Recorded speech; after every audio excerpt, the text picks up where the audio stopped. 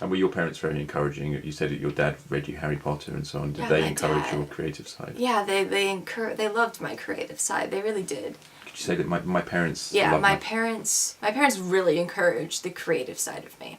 Even though, like, my dad's an engineer, my mom's an accountant, so they didn't understand it as much as I think an artist or a cinematographer would, but they really encouraged it. They really liked how creative I was. I mean, I would sit in my room and I have over 350 stuffed animals, and I would take the stuffed animals and I gave them all names and genders and everything and different accents even and different voices, and I would act out scenes with them. And actually there was this one story that I went along with for years that I developed over like maybe about 3 years of my childhood, developing this story about these different creatures and dragons and kings and knights and all sorts of stuff. So when I got into 5th grade, I wrote that all down, and just recently I found it and I read it and I said, this is actually a pretty good story.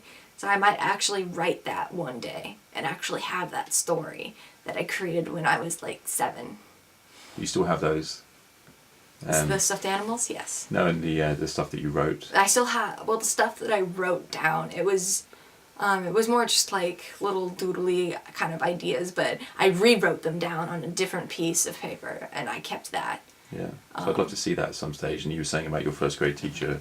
Yeah. The stuff that you wrote. The sticky notes. Yeah, and I don't have that. Right. I don't have that anymore.